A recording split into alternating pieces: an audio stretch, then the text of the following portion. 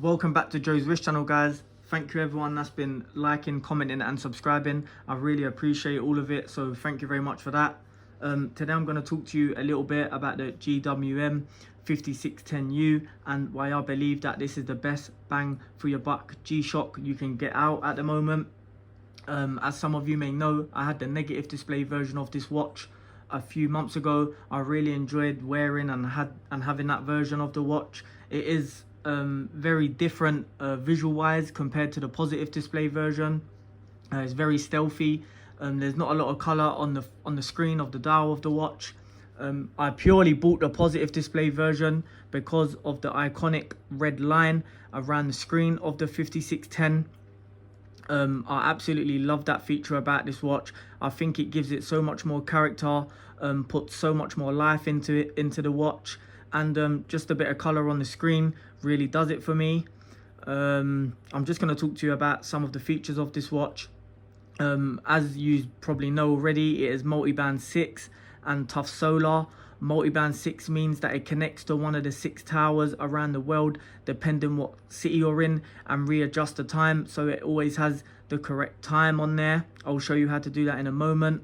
It is also tough solar, so it has the solar bars here. So low means low power, medium power, high and high power. I did go out for a few hours wearing this earlier, so it must have charged up and went to high, because yesterday when I had a look at the watch it was on medium. As some of you may know, if you're in the UK, we don't get a lot of sunshine around this time of year, so it's been a bit difficult charging the watch to its full power.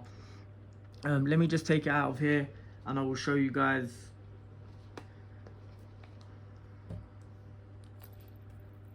So here you can use the multi-band 6. You can do it manually or automatically. If you want to do it manually, you hold this button here, and up here you'll see RCVD. That means receiving. It's trying to receive a signal from a tower, whatever city you're in, to readjust the time to the correct time.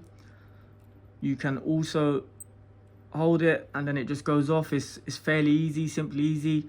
Automatically it normally does it early hours of the morning, between 2 and 4 in the morning.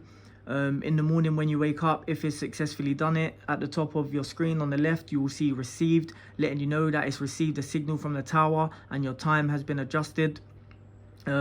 My advice would be leave it next to a window or somewhere high up, so it gets the signal fairly easy and will be done by the morning. What else is there?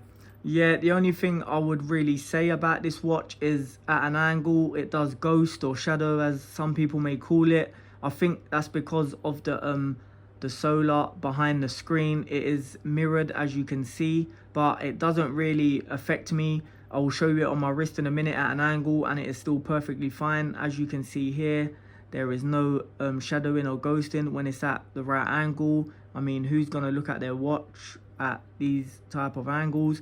And I don't think it's really bad compared to some others. I was looking at a video of the 5000R the other day, which has no solar, and I see people moaning about the ghosting on that, and some people sending it back.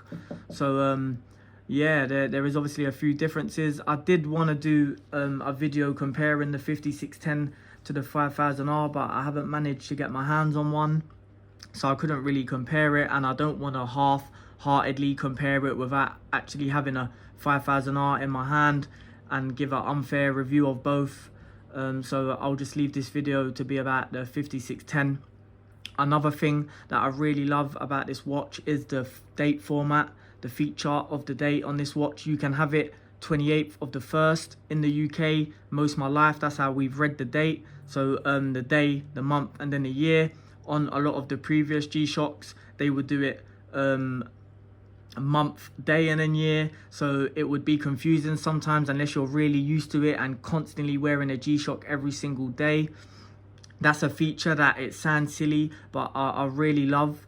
And it's just simple to read the watch now. I just 28 for the 1st, I know it's there. It's also got 200 meters water resistance. If you want to put the stopwatch on, you can put the stopwatch on here and also read the time in this little box here, which I think is really cool, a really cool feature. I will show you it on my wrist now. You will see it on my wrist.